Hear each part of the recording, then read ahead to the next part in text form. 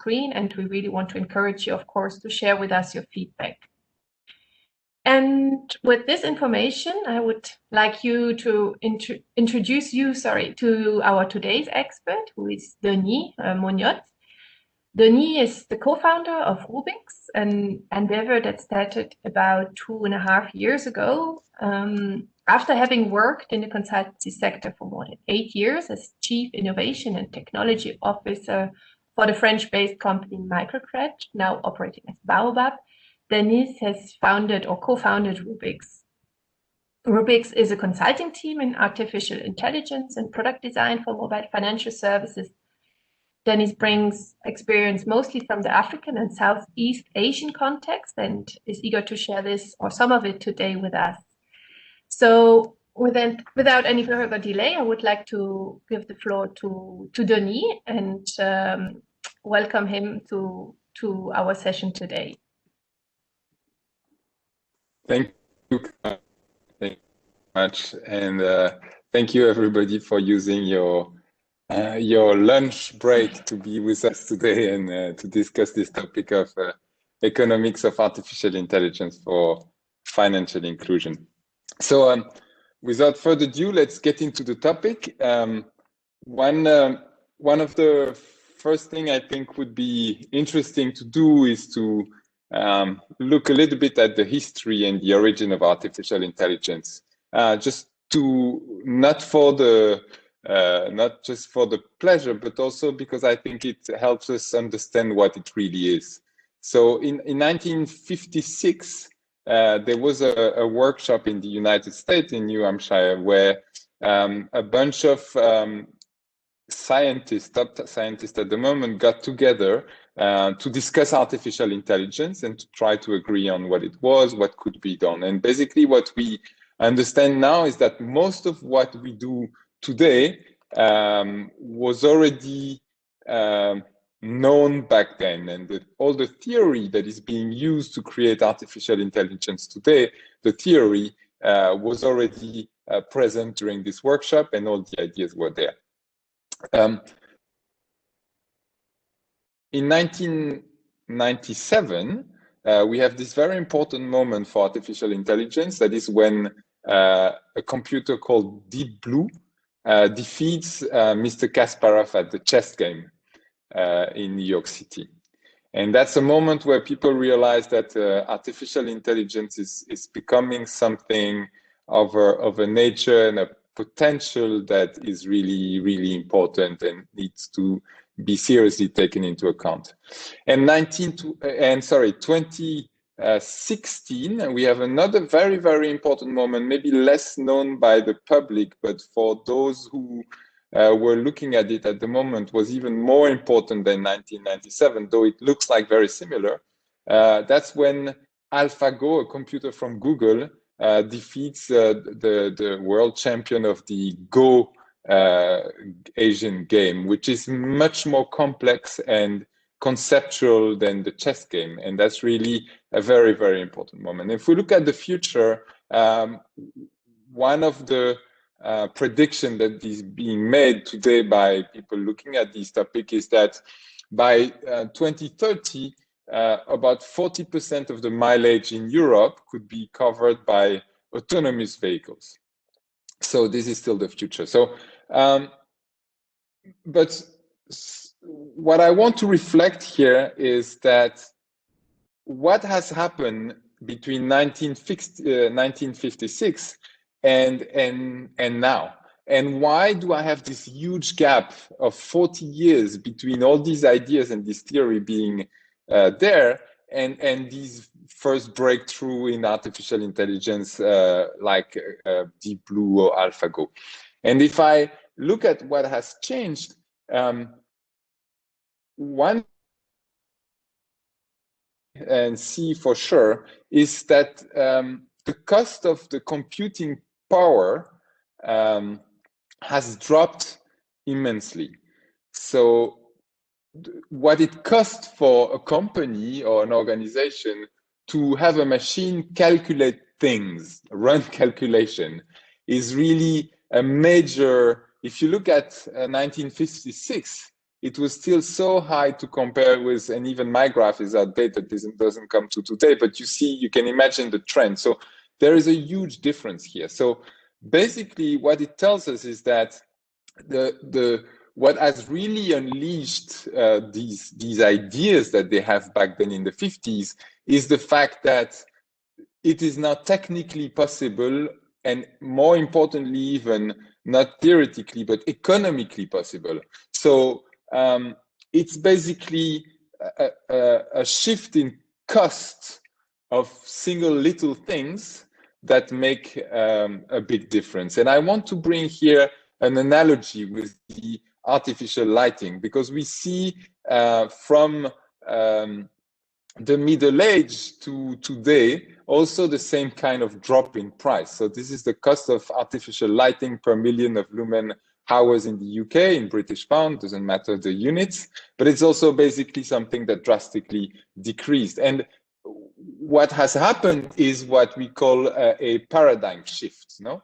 So it's not just that the same thing is cheaper and then we use more of it. It's really that the cost of this thing, in this case the lighting, has become so cheap that what we do with it, how we use it, how we look at it, how we set things up is completely different. So, and I think these two things pretty well. Lighting, artificial lighting now is there for many, many more things than just letting see what they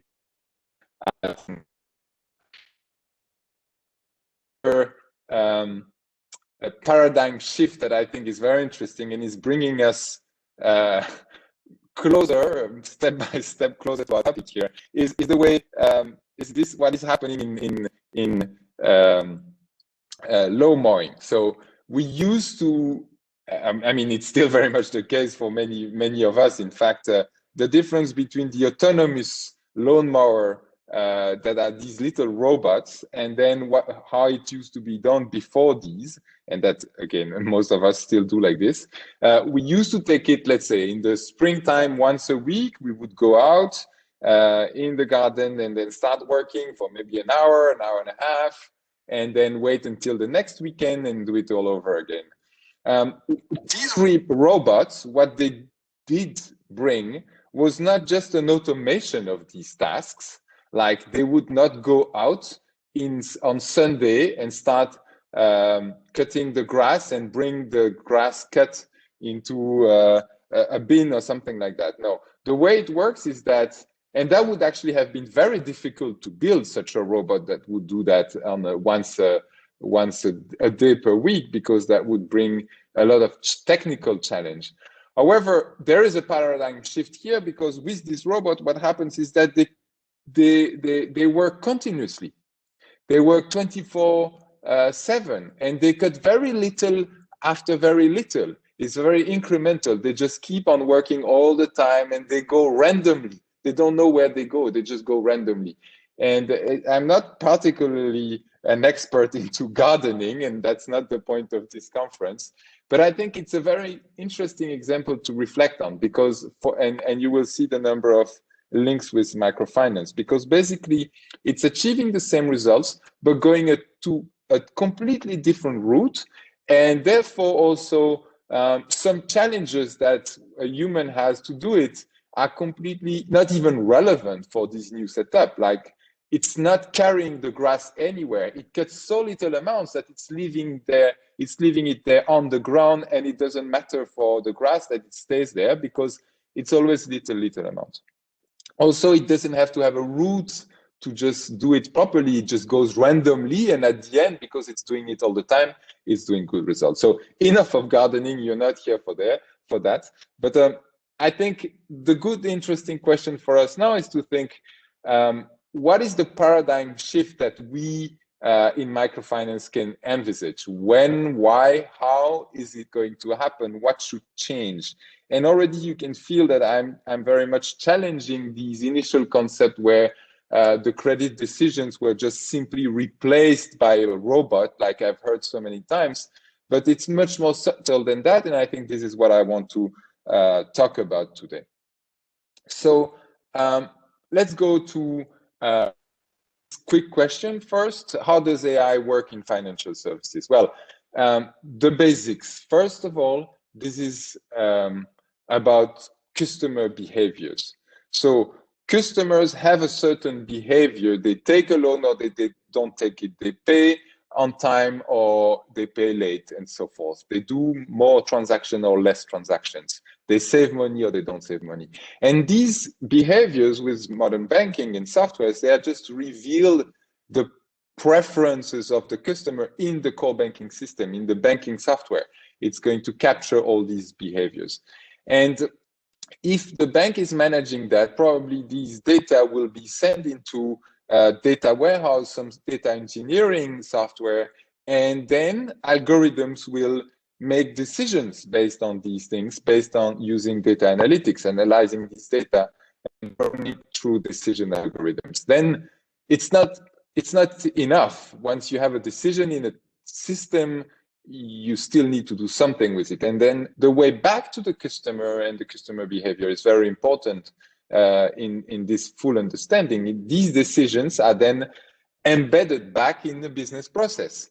If it's a loan decision, it's going to have an impact on loan origination process or things like that. Then the next is that thanks to that, a new value proposition is made to the customer. There's no interest in having done all this work if it's not to have something delivered to the customer or for the customer with this decision. So we say AI is basically a decision-making machine. AI is really this yellow box here, and it's really all about making decisions.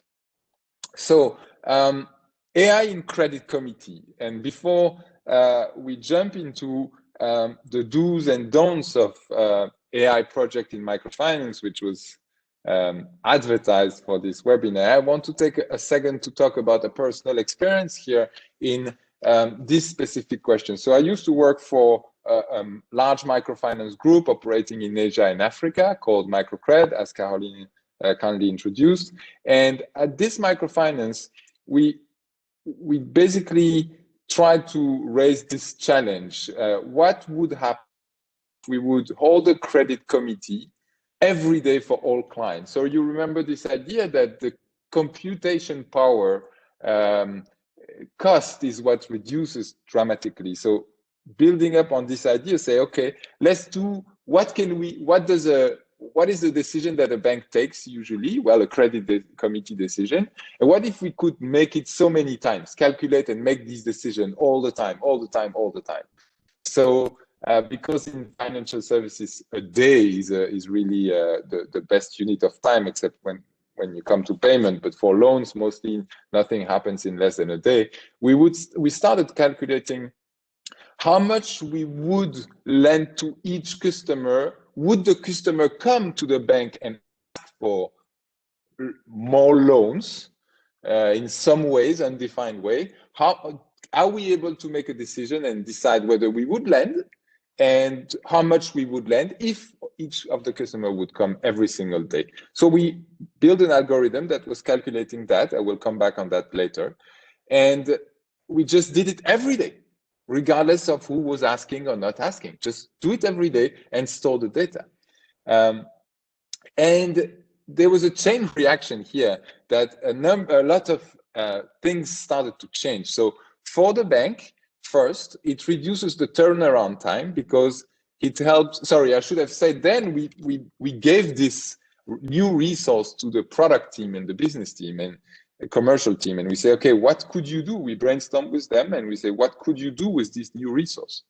And the different project came up, different products came up, and many things were implemented. But I think some of I'm keeping here some of the effect, and one of them was to reduce the turnaround time by anticipating on the client request. So because of having this resource, sometimes the client would ask, can I get a new loan? Can I liquidate? Can I renew? Can I get a top up? Can I get this or that? And the credit officer, the portfolio manager, was able to answer immediately because he had this information. He would say, oh, well, this amount is already calculated for you. So I know I don't have to hesitate. I already have this information for you. That led to an increase by 50% of the number of good clients returning. And so it allowed to refocus officers' time to more complex tasks than the repetitive loan application assessment. So instead of assessing loan application, even obvious loan applications, they would start to use their time for more complex tasks. I will come back on that also later. And it ultimately reduced the churn because the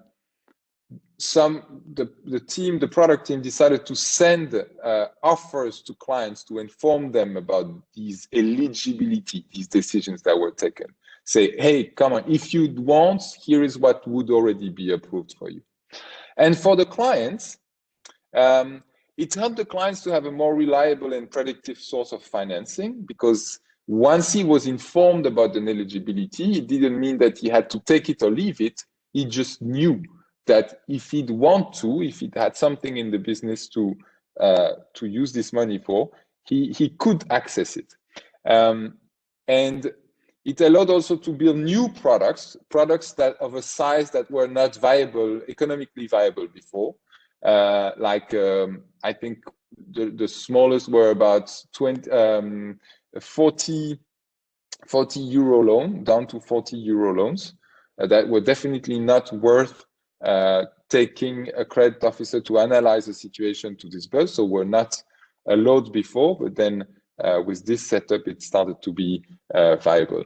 And then the next one, this is coming to pop up on screen very shortly, is the automation of 30% of the loan request. Here we come. So the loan renewal request, sorry, about 30% of the loan renewal requests finally were completely automated. So this is just a few examples of a real case situation where this chain effect of changing a little things and calculating these things could, when applied well, lead to a lot of positive things. I hear also a lot of different projects with a lot of different solutions applied. And I think I hear a lot of confusions also about what is AI, what is scoring, what is scorecard, what are all these things. So I wanted to come here and propose, it's certainly not the only way to split it and define it, but propose 3 types of decision-making algorithm.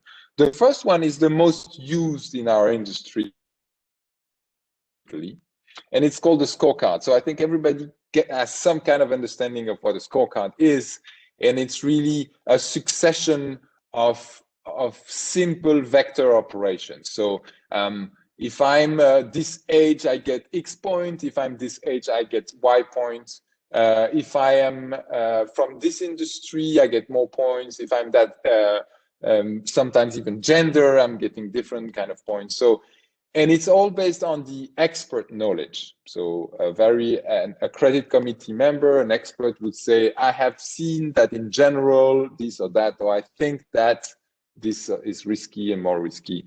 It doesn't really rely on specific historical data, and therefore it is quite easy to implement. A few workshop discussion, good thinking is going to put it in place, and it can be supported by some data evidence, but usually it's not so much.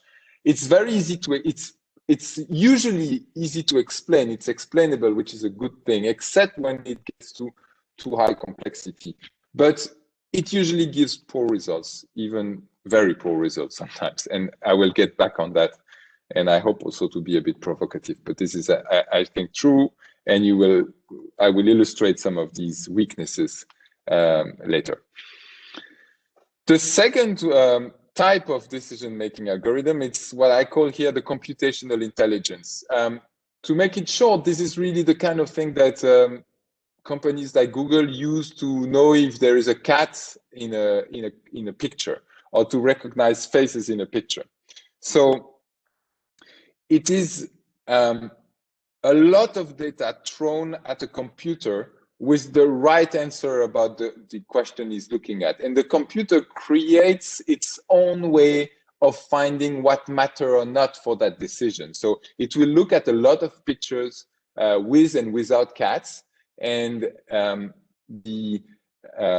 it will basically try to define what and correct itself with a lot of data. So it will try to say this one has a cat, this one doesn't, and then it corrects itself.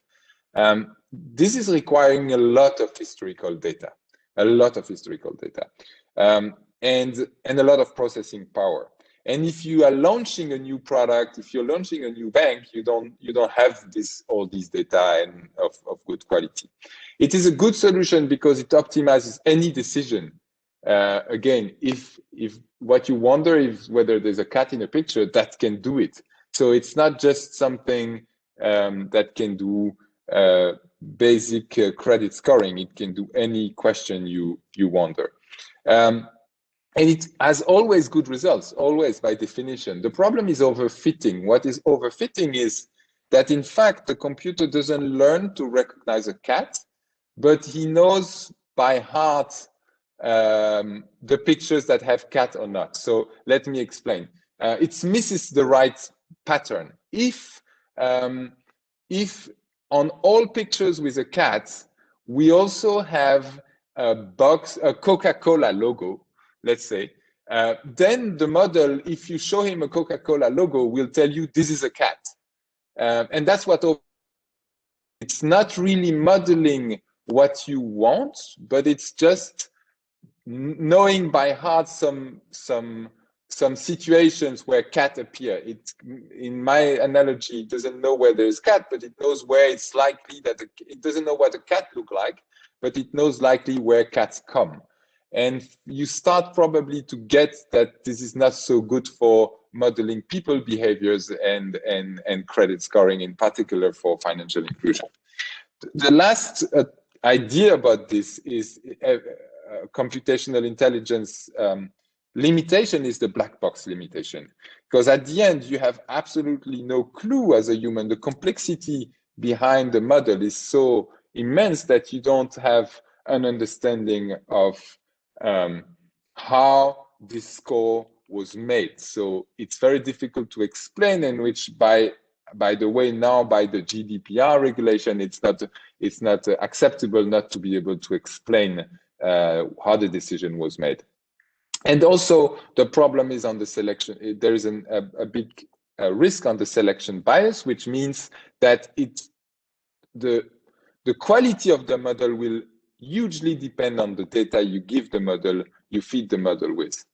Again, this example of the cat, if you have something that only has white cats, then your model will be completely unable to recognize a black cat as a cat.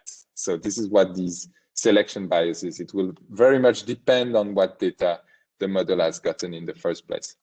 So the third type of decision-making algorithm is based on decision theory, Bayesian decision theory. So it's basically this idea that decisions are based on the probability of a successful outcome. So it's using probabilities, and it will look, how likely is it that my customer pays back on time?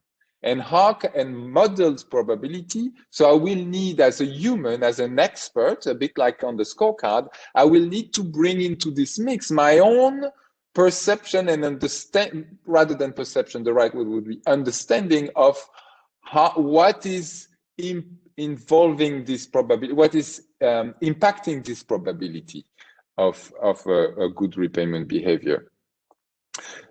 So it uses the loan repayment history, or it can also use other available data. If I have data that impact my probability of paying on time or not, the data set required is still important, but much lower than the computational intelligence. A few hundreds of loans with a repayment would already provide some results. And the models are empirically calibrated, which means that unlike the scorecard, we can indeed use the history to know and adjust the parameters, to know to evaluate the model and the results and to adjust its parameters. So the next point about this is also that it is a good way, unlike the scorecard, to also have a more precise question, like, what do I want to do with this decision? Do I want to maximize my profits? Do I want to minimize my risk? Do I want to minimize my cost? Because I'm going to have to model the probability, I can then write an equation that is modeling what I want to do and not just only credit scoring, basically. So from here, I want to take all this theory and all these conceptual comments into some real situations that we have encountered while working into this field of artificial intelligence and data analytics for microfinance. And I want to bring these in a view of helping to understand the big picture, the impacts, and also sometimes avoid doing the same. So the first do of these kind of project I would recommend is to really understand what each data point reveals. And what that means is it seems like trivial, but it is in fact not for most of these projects. In particular, when we use computational intelligence, I've seen many cases where data scientists would just take all the data and just run everything against everything. I mean, look at each data point as whatever and see if that whatever has an impact on the outcome you want to model. So and of course, most of the data scientists know what is this field about. They know that if this is number of transactions, this is the number of transactions. But if you go in a little bit more subtleties, there is no very strong involvement of data scientists into the business to understand, but exactly how is this field generated? What does it mean exactly? And in particular, when we get to amounts and so forth. And even more complicated, what does it tell us? Why should we take it into account? What does it tell us about the quality of this borrower, for instance? So I wanted to give a counterexample of that with a theoretical framework that we developed that helps categorize the raw data specifically for credit scoring. So we were on an assignment for a big client in Africa, a telecom company in Africa, who wanted to use mobile money, so telecom data, to know if they could do credit scoring based on that. And so we wrote this this theoretical framework that is willingness multiplied by ability divided by the volatility of the behavior conditional to awareness. So what it means is that for every single data point we would have, like how many phone calls do you have, do you give, how many contacts do you have, are you sending SMS, we would categorize, we would choose the data point and say, okay, is it telling us something about the willingness of the customer to pay his loan back? Is it telling us about the ability of the customer to pay us back? Is it giving us something about the volatility of this customer? Or does it give us something about whether or not he's aware of the digital product and of financial service, what it means to borrow or not? And once we had done that, we had been able to categorize every single data point, whether not useful at all, useful to define the willingness that will multiply by ability, also other fields useful to define it, and so on and so on. So having data science should not be about just give all the data to a data scientist and let him tell you what influenced what, but rather there is a good importance of understanding each data point and deciding altogether what it tells us about the client. The next point I want to bring here is more data is not always better. And I want to give two examples here. The first example on two examples that more data can lead to negative effect on the quality of the model. The example on the left is a scorecard of a microfinance in Ghana.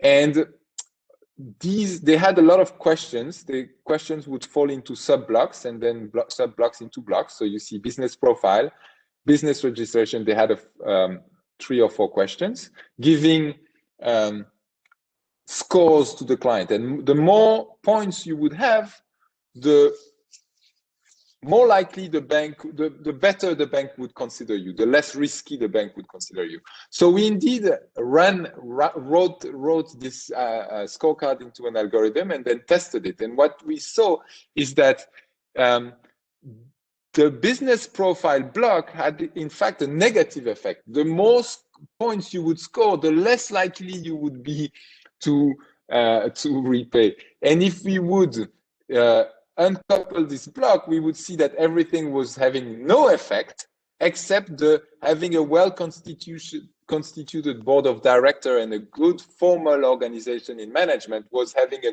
negative effect. So the more you had that, the more likely you were to be defaulting on your loan. But that's the problem of the scorecard, not really data evidence-based. That it felt like for the expert that a better management and a better board of directors was a better thing.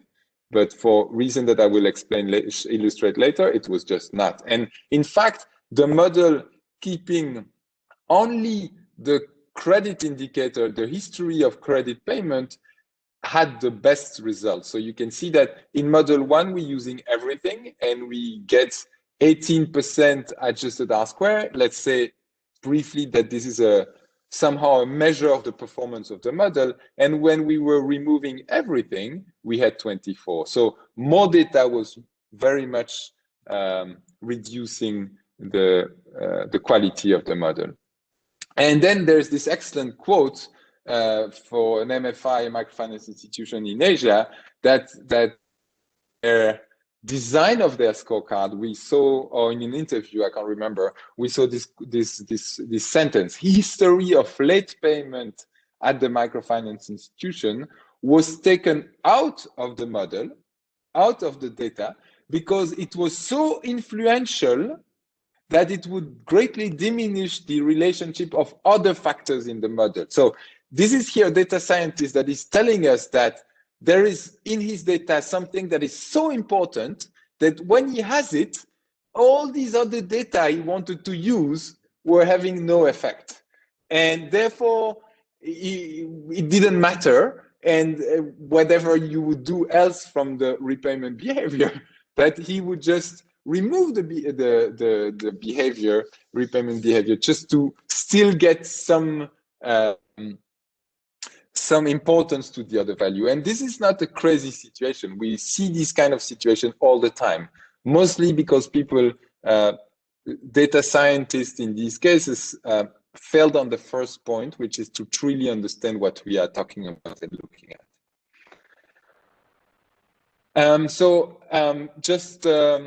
I'm going to skip the poll question because as probably we don't have much time in this webinar, it's going to be more efficient. So I want to raise the attention to this third point, which is the intensive use of key data.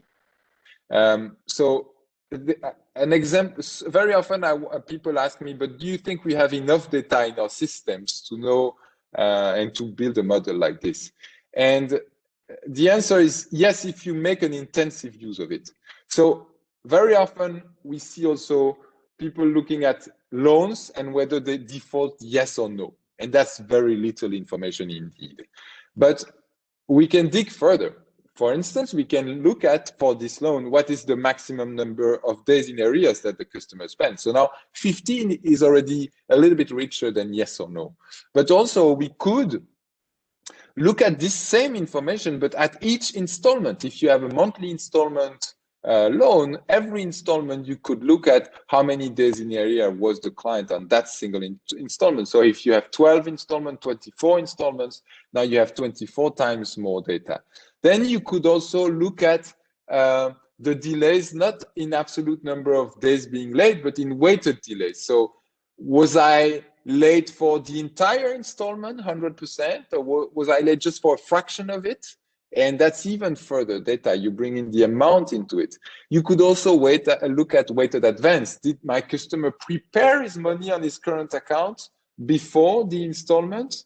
And was he getting some money ready a few days before? And that's even bringing even more. And then the last one is also, we talked about volatility, is I can also look at all this information and compare how they are stable or how they fluctuates over my loan, which is also an important, very important information. So I'm just this. Then the fourth one is to keep high resolution. So often also situation where banks or microfinance institutions make continuous variables, discrete variables, and with this graph, we illustrate the fact that the probability of delay is evolving in a smooth way. And if we, for age, for instance, in this case, but if we model this in a discrete way, like we usually do on a scorecard, like if you are younger than 25, then you get X point, then from 25 to 35, you get X point. So that's a discrete modeling of the value. Then we're losing a lot of information because usually these things are much smoother. So continuous variable very often are made discrete, and that's really in scorecards, and that's really a big loss of information. It's like losing a lot of resolution on a picture.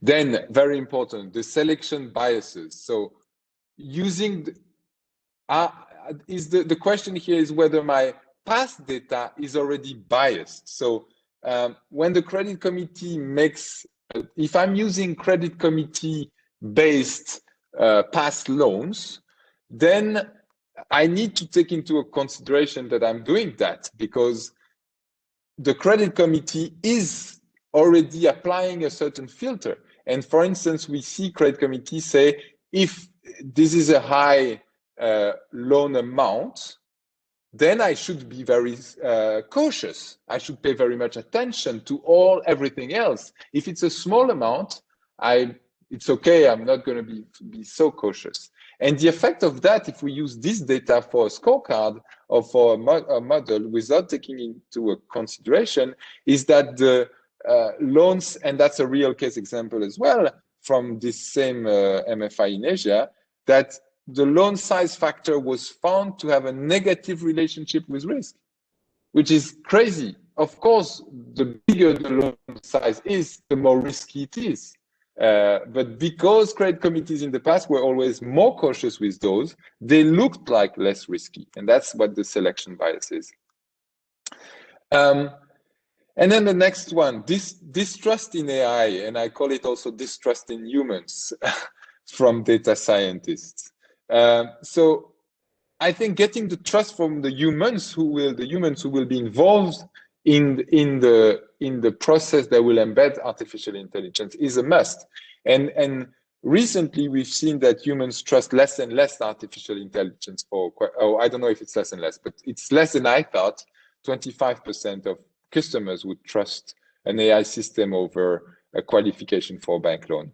And the matrix that you see here is called the confusion matrix. It's also a real case example from an MFI where the diagonal here is showing the agreement between the staff at the bank and the agreement between the scorecard. Scorecard would give A, B, C, D, and then we would ask the staff to give A, B, C, D also to the client. And for when the scorecard was giving A, 0.53% was given A also by the staff, which is very, very little. So this diagonal in white is when there was an agreement between the staff and the scorecard. And so this is a complicated matrix to read, but then there's a coefficient that reads it for you, is that we consider the agreement is 2.55%, which is very, very poor. So in this case, an MFI is building a scorecard, is implementing a scorecard, and the staff is completely in disagreement with the results. And there might be good or bad reasons, but for sure, I can tell you that this is not going to lead to a good product or a good process, because the staff will always. This was not my assessment. And on humans and AI, I think we should not be thinking about AI as to replace humans, but rather AI should work into removing the repetitive task, mechanical task, very analytical task of the humans in the credit origination steps, and to refocus the humans on the more complex task requiring social intelligence, like getting to create a relationship with the customer, getting to help customers that are in more difficult situation manage the difficult situation, or focusing on new clients versus renewing existing clients. This is the example here below. And then the last thing I want to share here in the do's and don'ts is a do. It's in number 8. It's be useful. What I mean is build interesting product to achieve new financial inclusion goals. I've seen a lot of scorecards implemented for no change in the business process, no change really in the organization and the business, but only a hope for better efficiency or a better risk management. But it should really be just like the paradigm shift and the cutting the grass analogy. It should really be a way of achieving something interesting for the user, for the client, and something that delivers indeed the results. And the way to get there is, in my opinion, to focus on the service design, designing the experience of the client around that, to the one service design that is able to unleash the economics of this artificial intelligence, so the actual benefits of it. Thank you very much for your attention, and back to you, Caroline, for questions. Yes, indeed. Thank you, Denis. Very insightful. Indeed, I would like to open the floor for questions from the attendees. I would like you can put it still in the chat if you prefer, but we can also open the microphone so you can have direct questions to Denis. Yes. I was wondering, Denis, because I have to admit, I'm discovering this topic very much, and I find it very interesting, very impressive, of course, what AI can do, and also the relationship with humans, and you mentioned it several times, but I would also like maybe to understand what how the profile, the staff needs to evolve, in terms of competences. So we are talking about a new way of doing the things to achieve the same result, but obviously they need to learn to work with artificial intelligence. And how do you, maybe have you seen in experiences with other MFIs, what new competences does the staff maybe need to acquire in order to make efficient use of this artificial intelligence in their daily job? Yeah, it's the evolution, the evolution of the role of a portfolio. So there are two main things here, I believe. So one is really capacity building, like what new departments, what new skills does the organization need to have to start doing that? But I don't think this is your question, just to mention that this is indeed clear that there's need for new kind of skills, people able to manage data, to build these models and that sort of things. That's number one. But if I'm focusing now on the commercial staff, on the credit staff, like people whose role is to analyze loan portfolios and loan applications, and then decide what loan application needs to be approved, yes or no. How do we get to evaluate a client and so forth? I think I'm not sure that there's a huge difference here to work with AI. I think in terms of skills, what I think is that we need to redefine in most cases with organizations what is the role and how credit staff is working.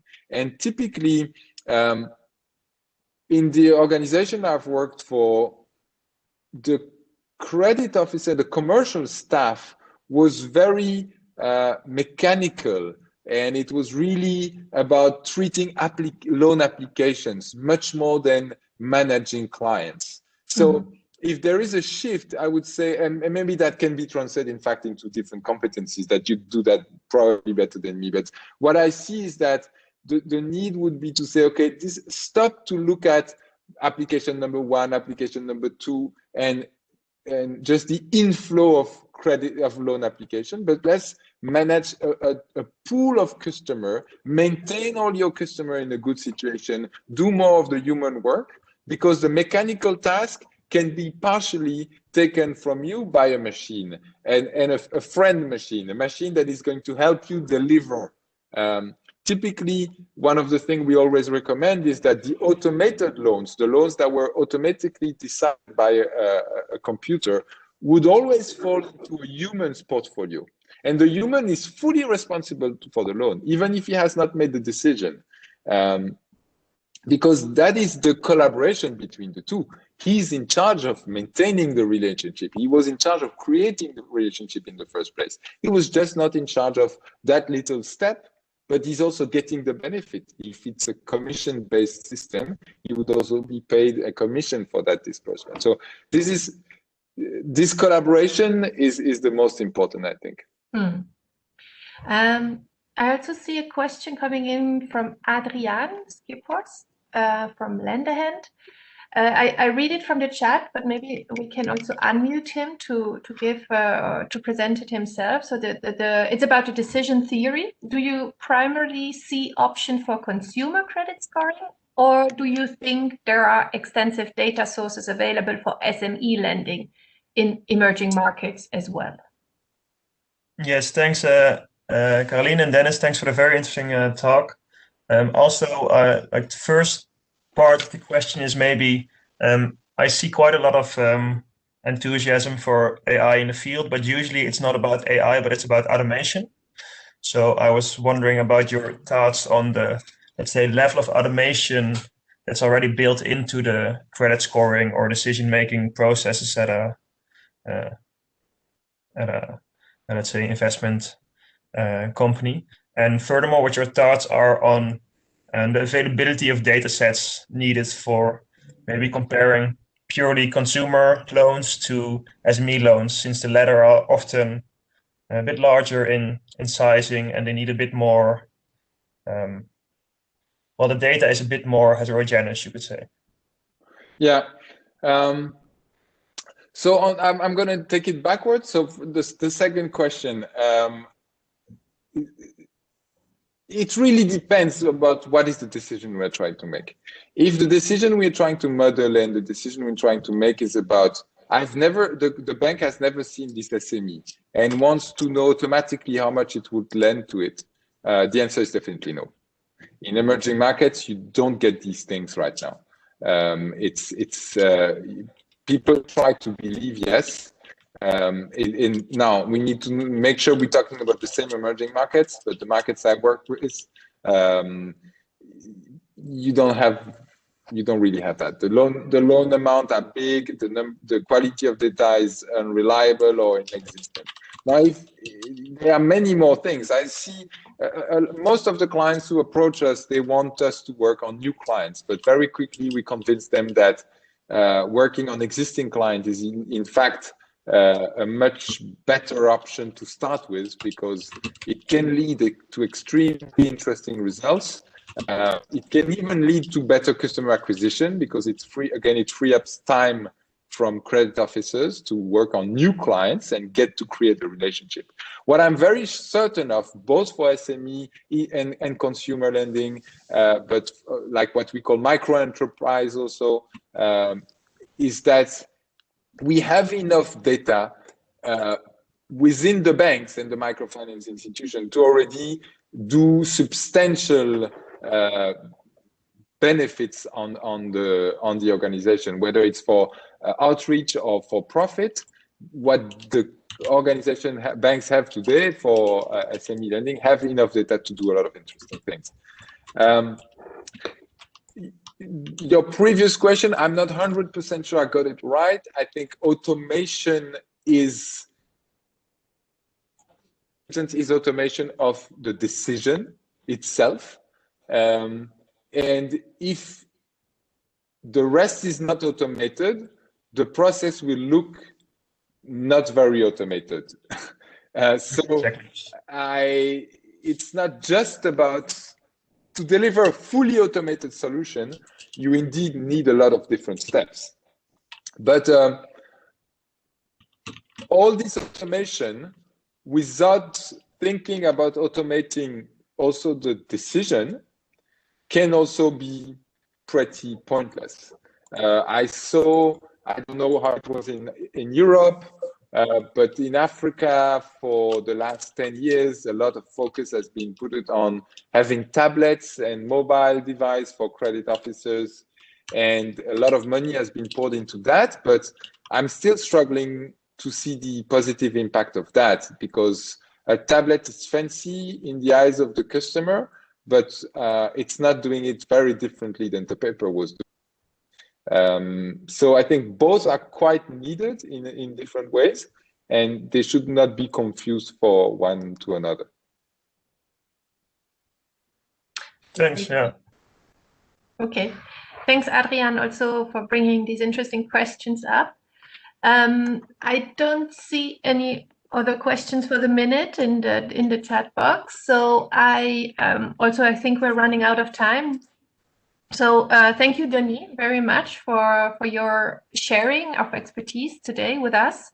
I think we had also quite a few attendees here. If there is still questions coming up, maybe after a while we could still share them with you, so we can keep having this exchange, which would be really useful. And with that, I would like to come to an end, basically, of this webinar. Thank everyone, also the attendees, for joining and being interested in this topic. And yeah, wish you all a very good day, and let's stay in touch, okay? Thank you, Caroline. Have a nice day, everybody. Thanks. Thank you. Bye-bye. Bye.